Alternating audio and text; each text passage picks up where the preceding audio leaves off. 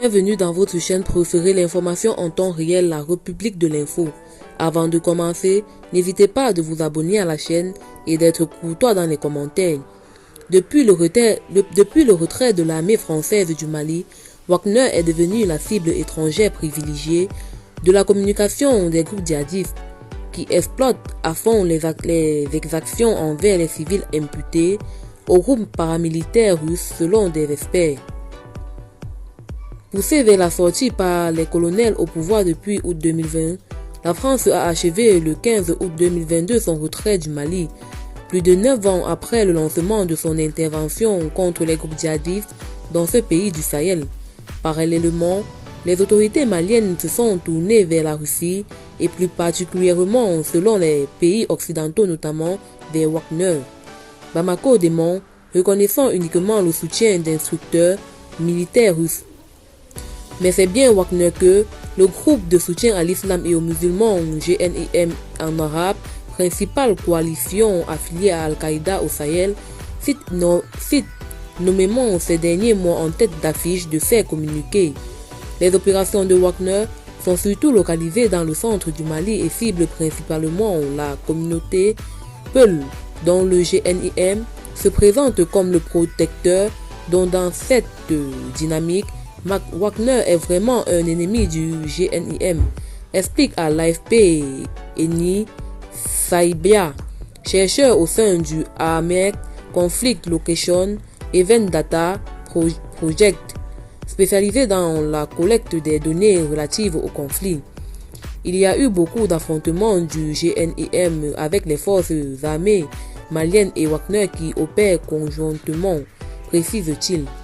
D'une certaine manière, Wagner a remplacé la France comme force étrangère dans le théâtre du conflit, même si les djihadistes ne traitent pas Wagner de plus croisés plus comme les troupes françaises, mais plutôt de mercenaires ou de plus milices, criminels plus, dit-il.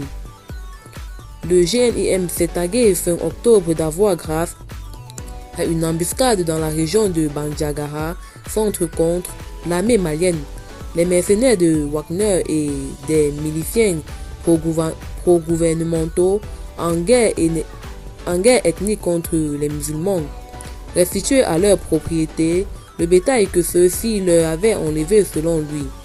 Depuis des années, les groupes djihadistes se présentent comme des défenseurs des populations contre l'armée et ses supplétifs qui, selon eux, ne font que tuer les civils, observe Boubacar, chercheur au Bon International Centre for Conflict Studies. Le recours à cet alibi pour justifier la violence qu'ils exercent, selon lui, leur est facilité par l'arrivée d'éléments russes, coïncidant avec des informations sur des exactions de civils qui se répètent et de plus en plus mortelles. Si la majorité de 860 civils tués au Mali au premier semestre 2022 ont été victimes des groupes djihadistes, 344, soit 40%, ont péri lors d'opérations de l'armée. Selon l'ONU, la population juge par rapport aux exactions commises sur les civils. Prévient Binta Sidibé, vice-présidente de l'Observatoire Kizal, qui défend les intérêts des populations pastorales. Or, depuis l'arrivée de Wagner, notamment avec ce qu'il s'est passé à Mora, nous assistons à une augmentation exponentielle des victimes civiles. Eh bien, c'est tout pour cette note d'information. N'hésitez pas de mettre en commentaire vos impressions et à très bientôt pour une nouvelle note d'information.